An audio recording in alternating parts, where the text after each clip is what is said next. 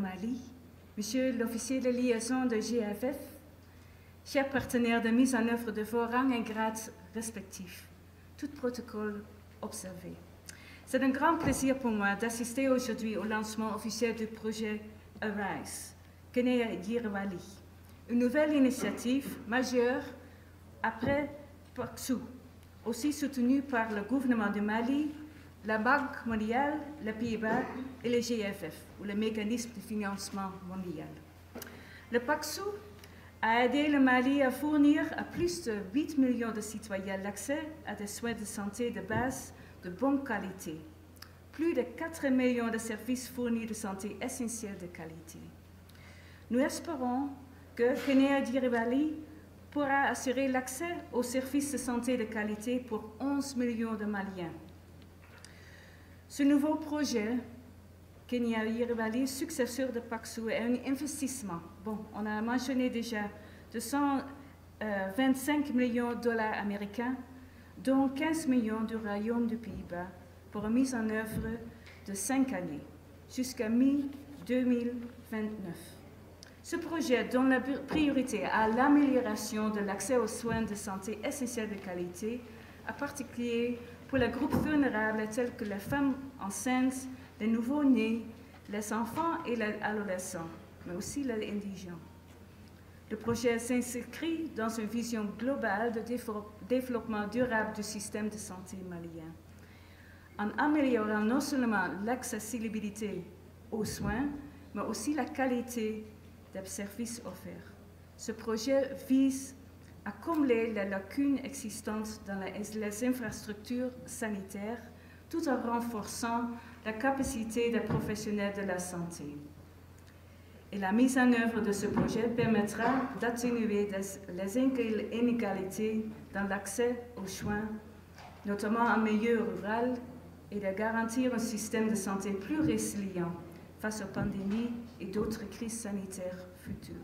Action réelle que je prends la parole pour cette cérémonie de lancement officiel du projet, promouvoir la résilience du système de santé inclusive pour le Mali, pour tous au Mali, ARISE Kenea Yirawali.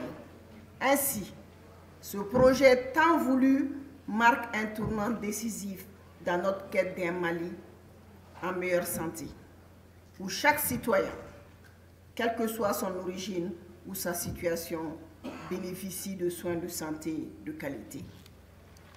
En effet, le projet ARISE Kenea Yirawali est la réponse des plus hautes autorités du Mali face à une forte demande sociale et légitime sous le leadership de son Excellence le général d'armée Assimi Goïta, président de la transition, chef de l'État, qui a la conviction de bâtir un système de santé résilient et inclusif.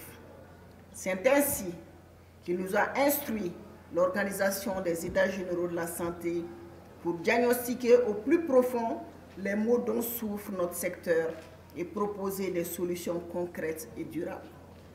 Mesdames, Messieurs, financé à hauteur de 125 millions de dollars en partenariat avec le gouvernement du Mali, le Royaume des Pays-Bas, la Banque mondiale, le Partenariat mondial pour la santé et la nutrition GFF sur une période de 5 ans. Ce projet s'inscrit dans le cadre du renforcement de notre système de santé afin de circonscrire les défis sanitaires et d'aborder les autres crises sanitaires où chaque mère en état de procréer peut accoucher en toute sécurité, où chaque enfant a accès à des vaccins, où chaque malade trouve les soins dont il a besoin. Aussi, pour concrétiser cette vision, nous allons renforcer nos infrastructures de santé en construisant et en réhabilitant des centres de santé, notamment dans les zones les plus reculées et aussi proches de nous. Nous allons également former, équiper et mettre en place un mécanisme de financement plus innovant pour mieux outiller nos professionnels de santé pour fournir des soins de qualité, promouvoir la prévention et l'éducation à la santé en sensibilisant les populations aux bonnes pratiques d'hygiène et de nutrition. Alors le succès de Araï Kenayiriwali dépendra de notre engagement collectif.